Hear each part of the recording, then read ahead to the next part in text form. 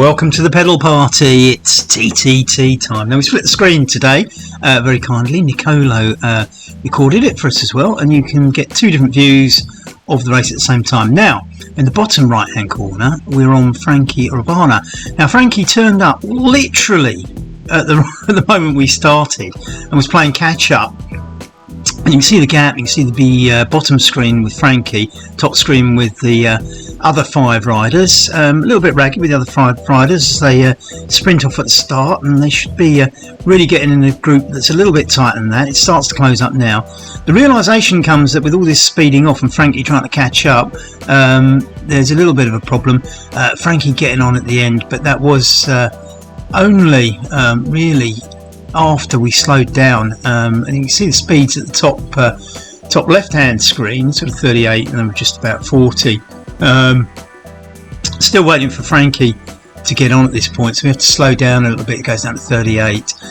Poor old Frankie. I mean, the thing is, once you are chasing, you are in this situation where you're having to go faster than the guy on the front, and if the guy on the front's going fast, that makes it nigh on impossible, and you burn out. But gradually Frankie made it as we slowed down. You can see at the top there it goes down to 34, so a little bit of time lost, but worth it to get the sixth rider onto the pack. And Frankie just getting on there now, as you can see on both screens at different angles of the same race. Now you can see the course at the bottom. It's the green, well, I say the bottom of the top screen. You can see that it's a fairly flattish course until there's two sort of those red and blue blobs, the red going up and the blue going down, signifying the gradients. They are both quite steep. They are going to slow teams down in these time trials. But have a look at the route on the right of the top screen. You can just see it a little bit on the bottom screen on the right there. It looks like a bit of a Christmas tree shape, and all those little white lines are the course. And as you can see, the riders are going round bends every few hundred metres. So round a bend there, round another one here, as you can see, as it twists. And look at that, you can see the on the bottom screen there, you get this great view of just how twisty this course is, with about 4 bends in that shot alone. So and say another great shot there. You can see the bends coming up there on the bottom right. Great camera work from Nicolo, who was meant to be riding tonight. Unfortunately was ill and couldn't ride. Just look at those bends. Great views from Nicolo's camera work there as he zooms in a little bit and catches up with what we're doing at ground level. Now Nicolo was meant to ride but couldn't because he was ill, but did do us all the favour of recording this from his sick bed. Now that meant we had 2 recordings, which is why we've got these 2 different angles, which I think adds something to it, doesn't it? I mean, you can see different things. They will I suppose align at times when they look pretty similar, but they'll be focused on different riders and things like that. So something novel.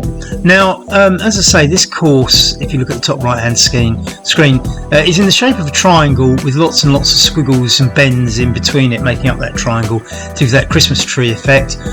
Being a triangle, I have named it the Toblerone Classic. Toblerone, of course, is that triangular chocolate, which comes with nuts in it. So I called it the tri-bars and nuts. It's triangular bars and nuts. And of course, one does have tri-bars in a TTT, although not needed at home because aerodynamics are not really that critical to online racing, even in a TTT like this. What is critical though is staying in line and getting the benefit of the draft and staying with the other riders. It's all about taking turns on the front like a team time trial is in real life. It's a little bit more difficult to keep the lines. These bends, remember that RGT kicks in braking. You can see as they go around the bends, if you look in the top left hand corner of the top screen, you will see that occasionally when they go in the bends, the figure on the top left hand corner, which is the watts being output, will go red because, let's see if it, look, you can see it flashes red there because the automatic braking's come in, the rider's still riding, but the watts they're putting out are a little bit excessive for the corner. So we're at, this is an 18 kilometre course. It's reasonably flat, with those two big lumps towards the end. Now, whether or not they're going to make a big difference to every team, we'll have to see. Some will cope better than others. It is about keeping together on those hills, and I think the thing is, if you are going to lose somebody, you've got to make a decision at the top of the hill whether you wait for that person to get to the top of the hill, so you've got a big group, or do you carry on with the ones that are first over the top and not lose any time waiting. Always a difficult decision. It's got to be a snap decision on the spot, and this is where sort of team captains come in and are important, because they've got to be decisive. So we shall see. Now, it's, as I say, 18 kilometres. We're up to 3.5 kilometres done, and it's, as I say, there's not a lot. Everybody's together. I mean, we should all keep together really up until the first hill. I mean, that's certainly a point where things could change. We'll have to see when we get there. The line is not bad. And to a certain extent, on riding this, it did seem that the line, I don't know, for some reason, which I can't really explain, the line kept steady on these bends, and I think maybe just the bends and the effect of the braking meant that nobody was particularly flying off the front, and you weren't getting those little gaps appearing as the little gap appears just as I say that. And it was slightly unusual in the sense that the line held a little, you can see here in the top right hand screen and the bottom right hand screen that the line, you know, there is a 1, 2, 3, 4, 5, 6 line there rather than a little bunch all side by side. Whether or not the bends contributed to this, I'm not really sure. Certainly there's a certain amount of the cornering having an effect depending on where you are on the road and what wattage you're putting out, but as I say, I can't fully explain why that line seemed better on this bendy course than it does normally. Looking quite good. And they get on a straight bit. If you look in the bottom right hand screen, Nicolo's recording, you get these much better aerial views than on the one at the top. The trees occasionally get in the way. You can see that it is a bit more bunched up now. When they get onto straight sections, it gets more bunched up. But it's hard to follow exactly where they are on the route. But if you look at that Christmas tree shaped thing on the top screen, you'll see the little blue blob. That's where they are in amongst all the little weaving maze-like passages that they've got to go through in this race.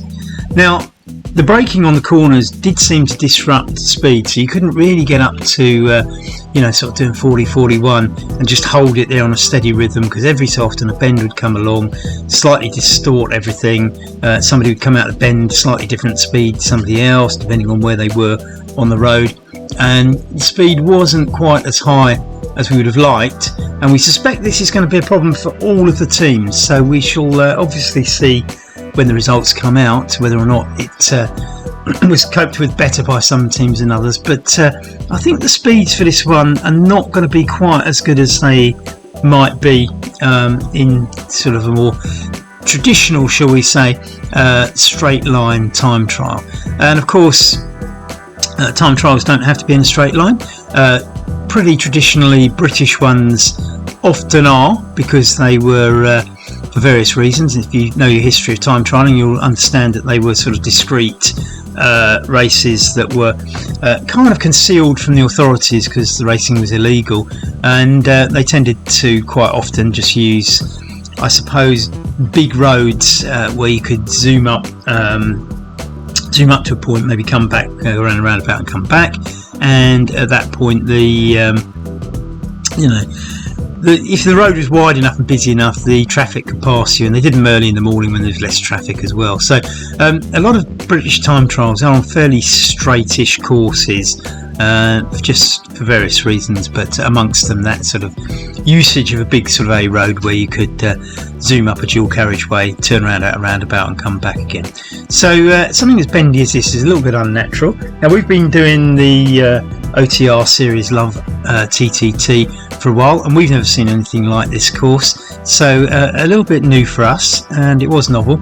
I quite enjoyed it actually. It was perhaps slightly disorientating, but I thought it was fun, and well done James Ogilvy for being creative, although I think somebody else, I think Samir or somebody might have created this course, so I think it was lurking around to be used by James anyway. But a brave move, and I'm glad you did, James, because it certainly threw some little obstacles in the way, not least of which were those two big climbs that you can see with the red blobs on the green strip at the bottom of the screen at the top. However, there was one little ramp before that. We're just coming up to it now.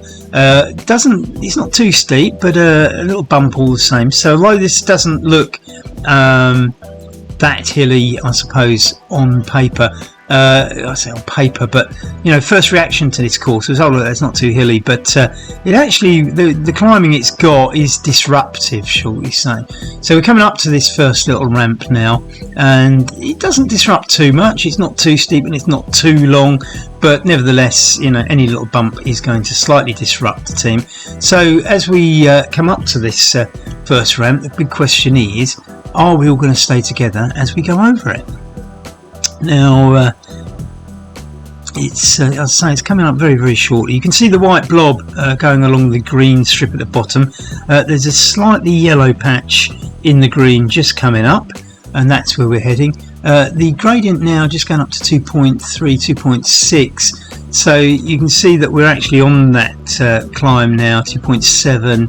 It gets a little bit steeper as we go up. Now, holding together quite nicely. There's Pete Dickinson slightly off the front, but it's coming together now. 3.3 gradients now, 3.4, 3.6.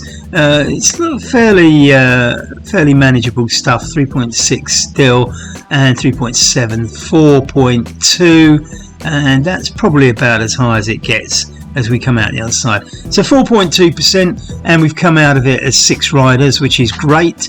So the first obstacle out of the way. Now, of course, that might be a small obstacle, but of course it's not indicative of how the team's going to behave on the next one. And you can see I didn't quite accelerate off the top of that as much as I might have done, and I've got a little bit left behind. So a big chase now for me, having to sort of hit out some watts to pull on the back of all the others, which I managed to do.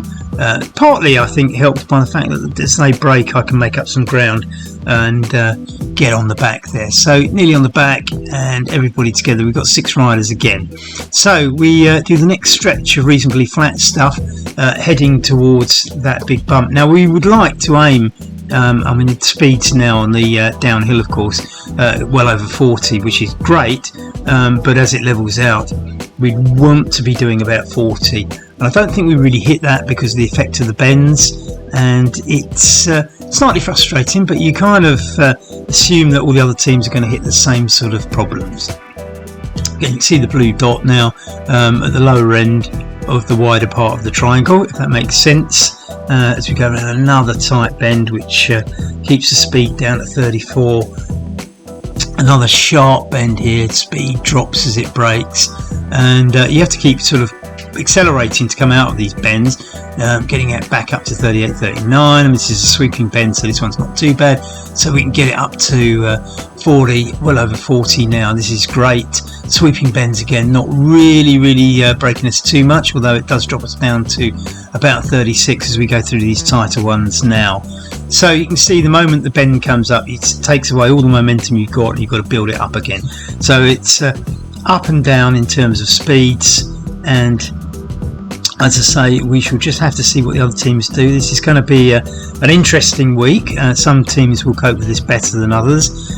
New to us, I don't know how a course like this sort of really looks to somebody else. But as I say, it'll be interesting. We'll see the times. We'll see if the big teams are caught out more by it. Beautiful line now that we've got as we head towards this big bump.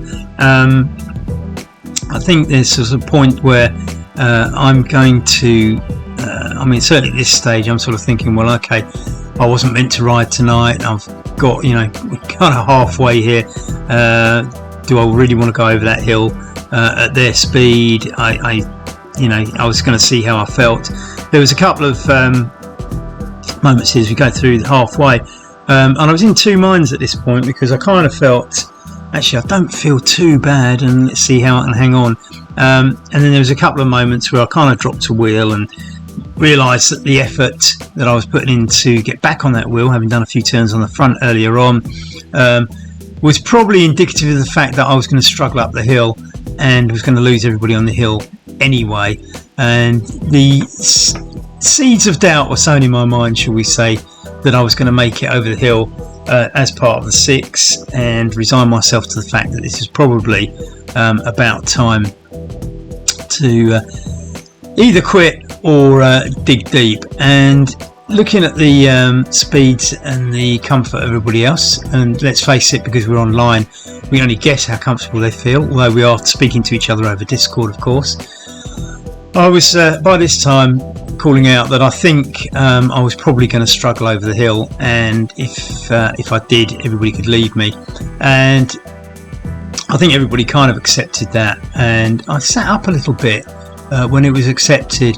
So just about now you can see that little gap appears. Am I going to chase it down or not? Again, you put that effort in, you burn another match here, and you're sort of thinking, yeah, I've got back on, but this is just hurting to get back on. I saw that gap there. I did a little bit of a front on the front there to try and help those guys get back to it, but they went off much better than I did, and I think that was the moment that sealed it for me. I could see that they were chasing back much better than I was, and this was probably an indication that I was going to make it up the hill. You can see that gap widening and widening as I struggle to get with them, and the guys on the front just going a little bit faster than I can make up the difference. So at that point I sat up, shall we say, called out of Discord, and the 5 went on without me. And this is what happens in TTTs. You can get a team member burn themselves out. As I say, I wasn't meant to be in the team tonight, and came in at the last minute, so it was better than having 5. I did my turns on the front and got to film it, as did Nicolo. So you can see Nicolo's more aerial views again on the bottom right there. As you can see, it's sweeping bend, but then that little sharp bit as they come around there. You can see on the right hand, the left hand screen, how much that affects the speed. The numbers go red in the top left hand corner again, and you look at Nicolo's thing, another sharp bend coming here, and it's great having these two views, isn't it? It's absolutely fantastic. And Nicolo in the helicopter, of course, and me on the motorcycle, the top left hand one being the motorcycle view, and I was going to say the one at the bottom is the helicopter view, but not at that moment. Anyway, it does give you an indication. Look at that, right hand bend, then left hand bend, and quite hard to do the camera work actually, trying to navigate all these bends. Not the easiest race to film, shall we say.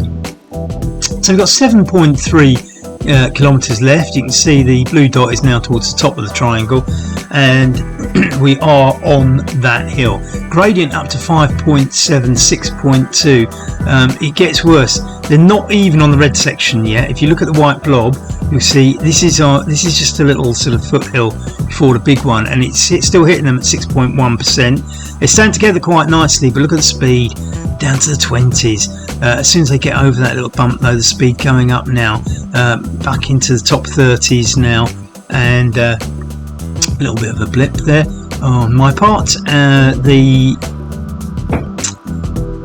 As I say, now they're back onto one of those ramps, so it goes at 7.2%. now they are hitting the red section. It will go up more than that. There's a little bit of a dip at that point, 6.67 again now, and yeah, 7.3. The speed right down at 16 kph now. You can see this is biting at 17 kph. Gradient 7.7. It really is grating, but they are sticking together. 9.1, 9.3% now, just hitting the top of this climb as they grind it out. You can see where the top is, 15.8 kph. This is way down on where you want to be on a TTT, but they've got the 5 riders together when they get over the top, which is great news.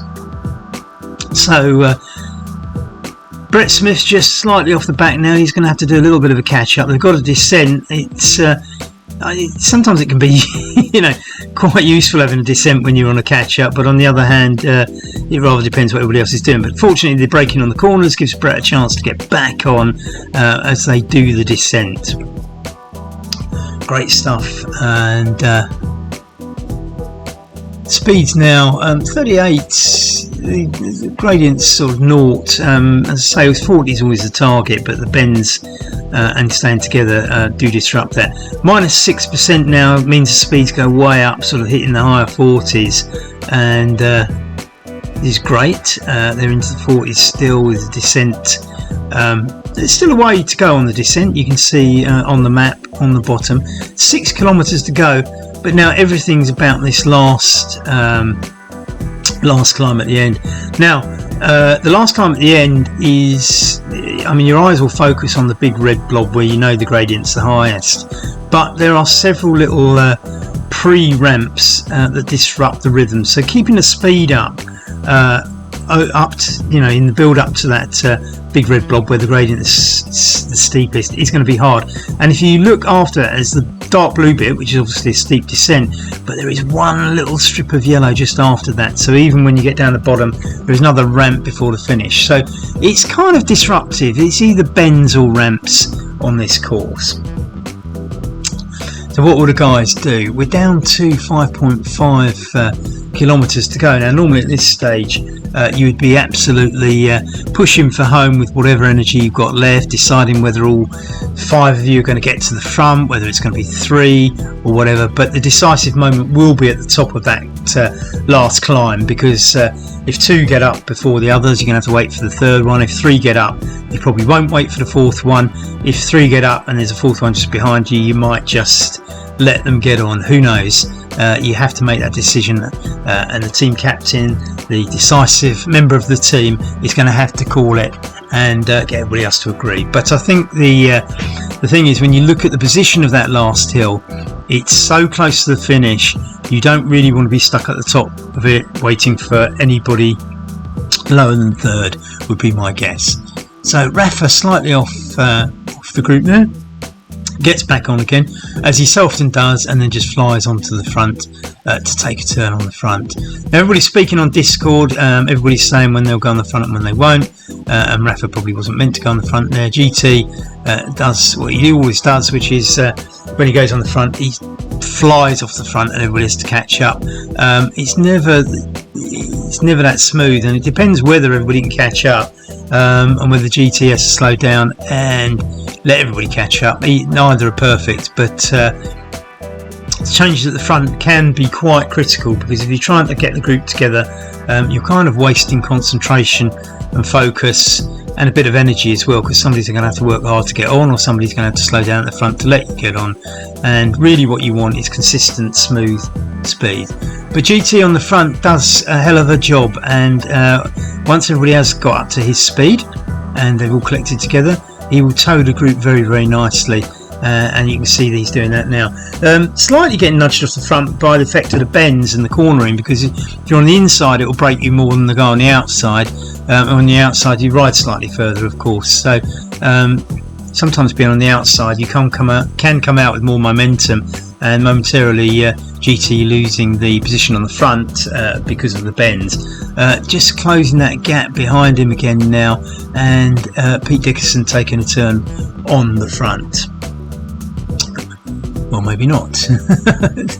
Brett Smith goes on the front, so this is a little bit untidy because it's not probably that clear who's going on the front. Maybe it is Brett, and again we've got this shooting off the front where really you want the idea is you don't really need to fight your way onto the front. You should be sort of maybe putting a little bit of extra, because you're going to go into the go into the wind, as it were, because the guy in the front's going to peel off, but the guy in the front peeling off should change the leader more than the leader overtaking the guy on the front. If you overtake the guy on the front, you're likely to go racing off and create big gaps.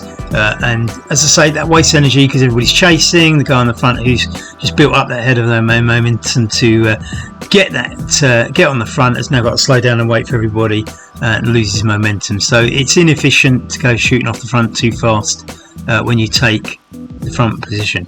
Rafa off the back again. I wouldn't read too much into this. Rafa does this habitually. It's a style. It's I think he likes to get noticed by the cameras, you know, soloing it at the back and catching up all the time.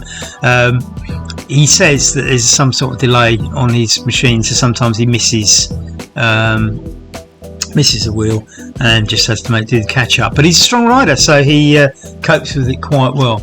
Now we're right down to the last 3 kilometres, but the crucial thing about that last 3 kilometres is going to be what effect these little ramps that they've got coming up have on the speed they can maintain. So they're doing quite nicely at 43 kph. It's very slightly downhill, just 1%. So the speed's all right at the moment. The bend's still, of course, affecting them as we see numbers go red yet again. And it is really going to be what happens on these little bumps. Now they're coming up to one pretty soon. It's flat at the moment, you can see, but here we go, plus 2.3% as we sort of get these little foothills before the big one levels out again. 2.3% not really going to affect you too much, but look at the speed, 31 kph. That is not time trial speed, and they're back on 2.7% now. So it's very difficult once you've had all that speed taken away from you, getting it back up again. 27 kph. They're on 3.5% climb here, and this is just one of the foothills. That's just a little orange streak. You can see the light bulb shaped white blob at the bottom of the screen. That's where they are. Just over that, it's 3.6%, 4.5% that tops out as. Slight downhill perhaps, but no, back up now, 4.3% again as they hit the next of these little ramps. Now these are disruptive. Look at the speeds down in the 20s. It is affecting the final time, 4.7% gradient. The lack of steadiness on some climbs as well, 5% here, down to 20 kph, under 20 kph. This is not what they will have wanted, but they're near the top of this climb. They're on the other side, so coming down at 40 kph. They've got to make up some time now, a little bit lost on that climb. I mean, that will be the same for every team, but I think they probably didn't. I think the momentum wasn't carried into that climb, is probably how I would put it. They're getting ever closer to the finish, but they've still got this big red blob. If you look in the bottom of your screen, they've got that big red blob to come. 5.1% now. Speed dropping down to 26. This is tricky. They've got 4 riders ahead of Brett Smith. Can Brett Smith hold on here? He's probably going to give up at this point because nobody's going to slow down on this hill. We're too close to the finish. It's 1.78 kilometers to the end. There's no point slowing down now. We've got 4 riders who can make it to the end together. It's the third rider's time account, 6%. Speed down to 19 kph, 7%. Still got some climbing to do, 6.8, 6.7%. The speed around 20 kph. Brett now 43 meters behind, so Brett's not going to stay on. Rafa starts the descent. Now there is one little bump left. It looks like it's downhill all the way, but it's not quite. 59 kph. Now this is great speed. You can see the descent on a 4.7% gradient at one point there. So this is fantastic that they're going to catch up some speed, but it's already down to about 40 or minus 3.7. So the steepest bit of that descent now done. They're on a lighter blue strip. If you look at the bottom, down to minus, well in fact it's flat again now. Round one of those tight bends, keeping the speed down to 30 just when they want to race home for the finish. 1.14, 1.13 kilometers to go. They're going to hit the Flamme Rouge very soon, but the speed is still down at 36. You really want to be hammering it now. You've done all the ramps. It needs to be big, and it is. It's getting back up there, 48, 49 on a -3 descent, but they need these +40 speeds. But there again, you see they get another ramp. It slows them right down to 36. They have to work hard again to get it back up, but they're going downhill and it goes back up to 48. If you're drawing a graph of these speeds, it's just going up and down according to these ramps. Now, with 700 meters to go, it should be reasonably downhill all the way, and they've got to push it. They've got to stay over 40 kph. 29 minutes 20, or about 30 now seconds. Really 30 would be the sort of target we would expect by it now. They might just do it, but I think not. With 400 meters to go at 45 kph, no, they're not going to do 30. They're going to be a little bit over, but by how much? We don't know what standard times are. We know one team has far bettered that, but they are one of the top teams, so we're not too unduly worried about time at the moment, as it comes up to the 30-minute mark, 220 odd meters to go. How many seconds will they add on to the 30? I think the target would have been under 30, but this isn't far off, and as I say, it was an odd course, and I don't think everybody knew quite what to expect. We come around the final bend, we're going to hit the finish. 30:16, 30:17, 30:18 is going to be the time of the third rider. So well done, guys. Great little race there, and whether or not that's a good time or not remains to be seen. Brett Smith just rolling home. He got dropped off right at the end on that last hill, but certainly put in a shift for the team, and of course here he comes, just rolling in to the applause of the crowd avatars, which just leaves one person out on the course, and that's yours truly. And you can see I'm on the 7.1% thing.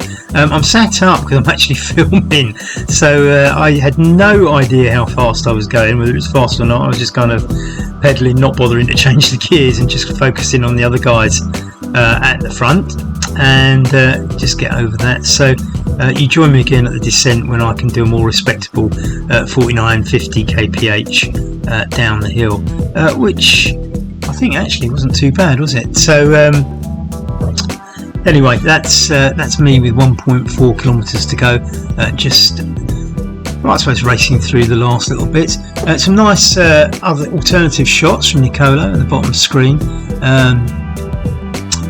I'll say just Nicolo's sort of been a bit more aerial than me, isn't he? He's got and certainly sort of taking sort of more angles, if you like, than me. So one from the front, one from the back. This is Pure Art, of course, brought to you from West London Cycling on Wahoo RGT, and of course broadcast online on YouTube. Nicolo's artistically following me around the bend, whereas I just got the sort of slightly elevated standard shot on my screen. In fact, look, those two shots are almost the same now. There is some coordination and harmony. It's almost like it's like synchronized swimming, isn't it? It's not far to go now. There's only 700-800 meters to go. Same old course you've seen before. You can see the blue blob. I'm sort of heading down to the bottom left hand corner of the triangle as we go past one of the last sections of barriers and crowds, with 600 meters to go. Just riding it out and going to meet my friends on the finishing line. So one of the most bizarre courses we've done since we've been doing TTTs online with Wahoo RGT. A nice little view of what it looks like for the rider on the bottom right hand corner from Nicolo. So one of the most bizarre courses. Have a look at that triangle just coming down. The finish is in the bottom left hand corner of the triangle, that's slightly around the bend, but you'll see in a moment as we hit the last 300 meters or so. And nice little straight section there, you can see, just leading up to the finish. And it does, I say, it allows you to get the speed up. By now I wasn't particularly thinking of filming this, to be honest. I wasn't actually putting any effort into finish it off, and we were all chatting over Discord about the course as I come up to the finishing line, somewhat lethargically, it has to be said, and there's me crossing the line. So that kind of wraps it all up. Thanks for watching. This is West London VR2 Team's TTT time trial on the Triangular course, brought to you by OTR and Love TTT. See you next time.